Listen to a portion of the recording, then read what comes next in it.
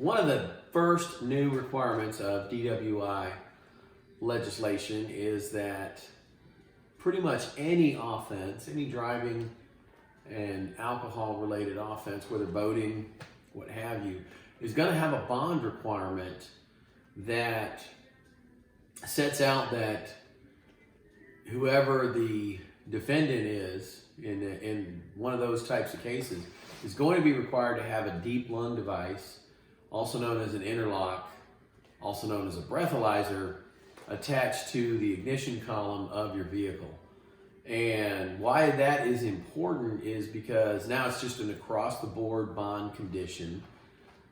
The judge or the magistrate has some discretion not to impose that in the interest of justice, but I imagine that's going to be used very rarely because no elected official in the state of Texas is going to want somebody who's on bond for a DWI to go out and then, while on bond, be consuming alcohol, get behind the wheel of another vehicle, and then something worse happens.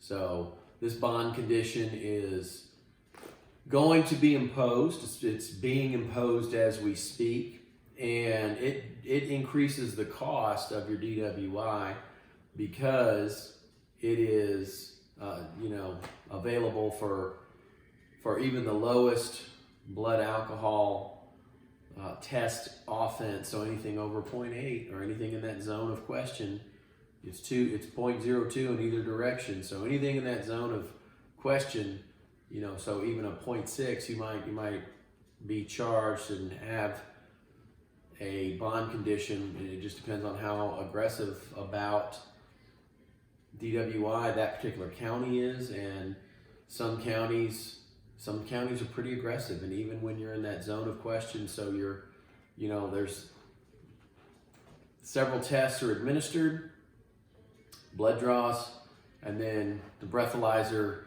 at the police station, and there's a requirement that 2 tests be taken, and if one of the 2 of those is in the zone of question and the other one's not, my experience is that most prosecuting agencies will charge that as a DWI.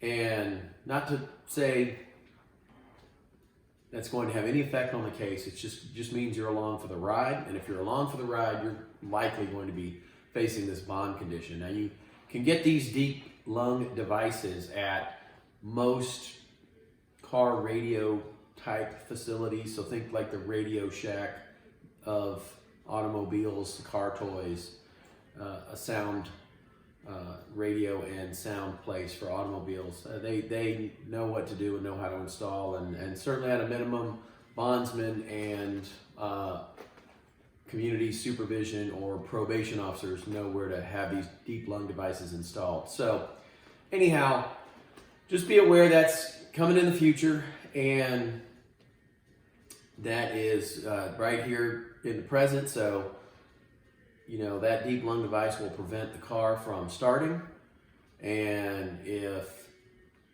the car cannot be started, I don't know how many times, but it also sends a report to the monitoring agency.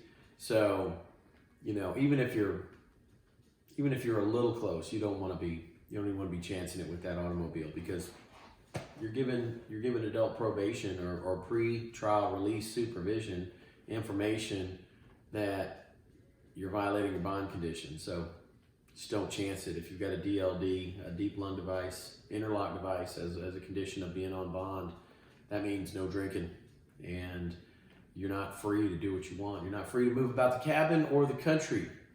You're on bond, and you need to adhere to those bond conditions.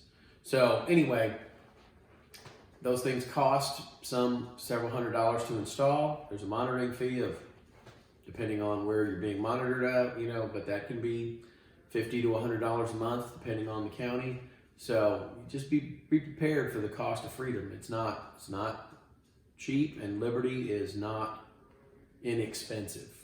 Anyway, not to scare you, but wanted to pass along that information. I'm going to talk a little bit in the next segment about how there is now, again, a eligibility for a deferred adjudication and what that actually means in a DWI scenario.